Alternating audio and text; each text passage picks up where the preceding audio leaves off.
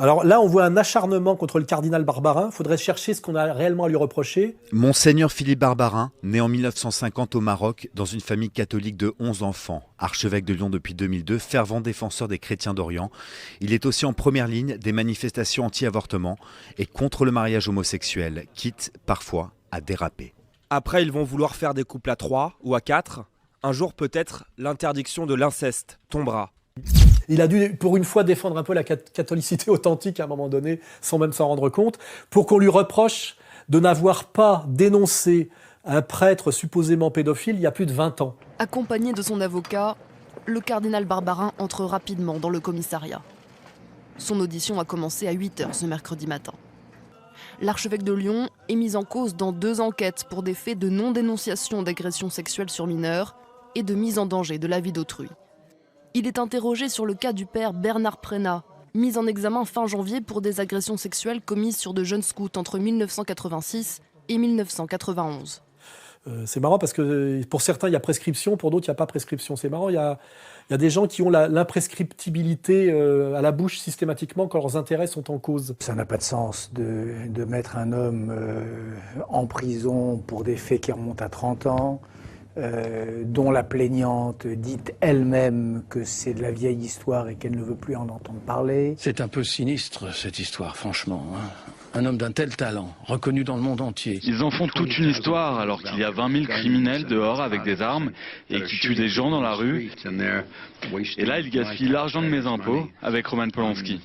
Et alors, au moment où on montre du doigt, comme toujours, les prêtres pédophiles, en oubliant qu'il y a quand même des pères blancs, des prêtres, là on pourrait repasser un extrait de Mission, hein.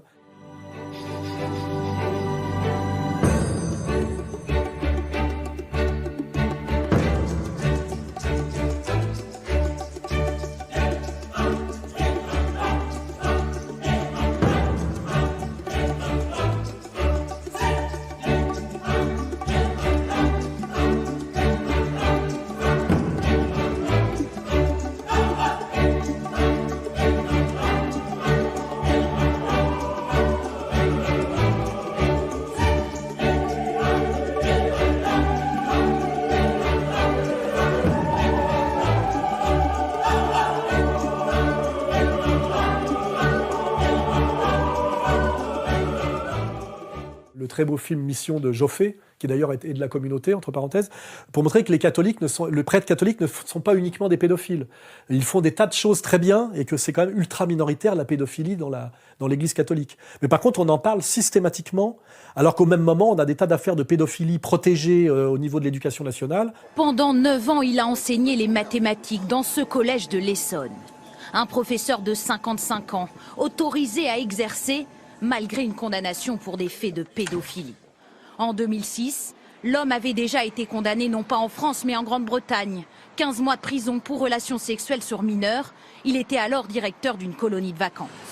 Exclu de l'éducation nationale dans la foulée, puis réintégré au bénéfice du doute par une commission paritaire en 2007. Mais là, quand il s'agit de pédophilie pas très catholique, c'est beaucoup moins relayé par les médias dominants. Ça, il faut le faire remarquer. Et puis au même moment où on demande la démission de Barbarin... C'est à lui de prendre ses responsabilités et de parler et d'agir. Parler, agir, démissionner. C'est sa responsabilité. Parce qu'il n'aurait pas dénoncé de la pédophilie dans son diocèse il y a 20 ans.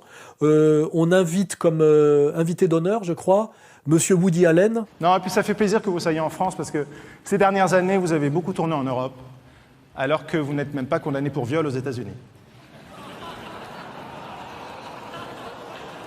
De même que je pense que les époux Klarsfeld n'incarnent pas la morale telle que je la conçois, je pense avoir le droit de dire que Woody Allen est un cinéaste très très surfait. De même que c'est un musicien de jazz de 3e zone.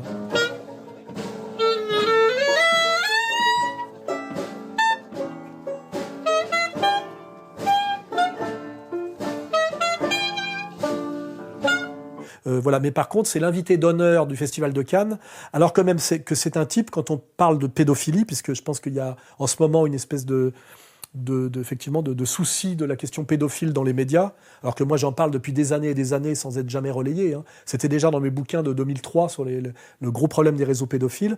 On a un type quand même qui a épousé sa fille adoptive, qui est traité de pédophile par son ancienne conjointe. C'était en 1992.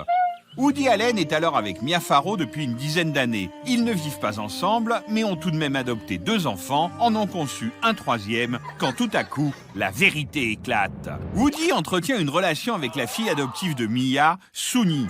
Scandale! Oui, gros scandale, surtout quand on sait que c'est en découvrant des photos de sa fille nue, dans les affaires de Woody, que Mia Farrow découvre le poteau rose. Mia Farrow, et aussi par plusieurs de ses autres enfants adoptifs. Dylan Farrow campe sur ses positions. La fille adoptive de Woody Allen réaffirme dans la presse avoir été victime d'agressions sexuelles quand elle avait 7 ans et condamne l'attitude actuelle de son père qui nie toujours.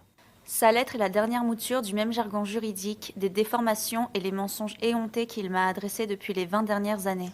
Dans le Hollywood Reporter, Dylan Farrow, aujourd'hui âgé de 28 ans, étaye ses accusations en citant des passages de la décision de 1993 de la Cour suprême de New York. This morning, his son Ronan Farrow speaking out against his famous father, writing a scathing essay in the Hollywood Reporter. Farrow's targets his father and the media, specifically how the media covers sexual assault. Allen was accused in 1992 of sexually assaulting Farrow's sister Dylan when she was a little girl. I believe my sister, Farrow writes. This was always true as a brother who trusted her, and even at 5 years old was troubled by our father's strange behavior around her, climbing into her bed in the middle of the night, forcing her to suck his thumb. Imaginez que Le Pen se présente en public avec une fille qu'il aurait épousée, qui aurait au moins 30 ans de moins que lui, et qui serait en plus sa fille adoptive, la fille de son ancienne femme qu'il aurait connue à l'âge de 2 ans. Imaginez ce qu'on dirait, le tollé que ça produirait. Alors là, visiblement, il y a des gens qui sont au-dessus de tout. Vous savez, quand une petite fille de 5 ans et demi, commence à vous déshabiller, c'est fantastique. Hein, qui sont intouchables, envers qui la morale commune ne s'applique pas. Hein, Barbarin voué aux gémonies. Barbarin démission, c'est-à-dire que le cardinal Barbarin, le primat des Gaules, devrait quitter son poste. Et Woody Allen, c'est un artiste, c'est autre chose. Alors on ne peut pas, comme avec l'affaire Polanski, dire qu'il a été traumatisé par le ghetto de Cracovie. Cet homme de 76 ans, qui a vu se construire le ghetto de Cracovie, qui a souffert des violences et de la terreur stalinienne. Hein, parce que parfois ça peut être l'argument, vous êtes pédophile parce que vous avez souffert, effectivement. Woody Allen, très bien. Polanski, il a toutes les excuses.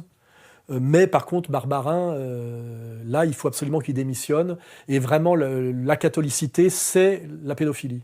C'est une enquête qui a fait trembler l'Église. Un prêtre de Boston a abusé d'enfants dans 6 paroisses différentes ces 30 dernières années. En 2001, des journalistes du Boston Globe découvrent qu'un aumônier a violé 80 enfants, à Boston même. Les autorités de l'Église l'ont appris et n'ont rien fait. À la suite d'une enquête minutieuse, précise et sans concession, ces enquêteurs vont découvrir qu'en réalité, ce sont 250 prêtres qui se sont rendus coupables d'abus sexuels sur mineurs et que chacun d'eux a été couvert par l'Église. C'est difficile de dire non à Dieu.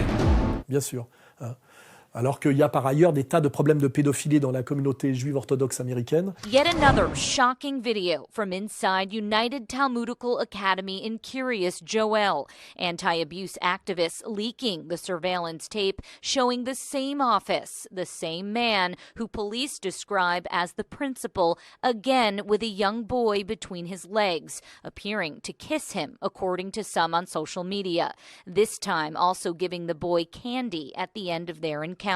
Authorities confirm the principal was investigated last year when the footage first surfaced, but no charges were ever filed. On Thursday, just days after News 12 reported on the videos, our cameras were rolling as FBI raided the yeshiva and public safety headquarters, probing a possible sex abuse cover-up, according to multiple sources. Mais ça ne fait pas les choux gras des médias. Donc on est vraiment systématiquement dans le 2 poids 2 mesures et la volonté par tous les moyens d'achever de détruire quelque chose qui s'appelle Rome, qui s'appelle l'Église catholique. Je vous rappelle d'ailleurs que le triomphe final de la communauté de lumière passera par l'achèvement de la destruction du 4e Empire. Daniel a vu une 4e bête affreuse qui va tout ravager.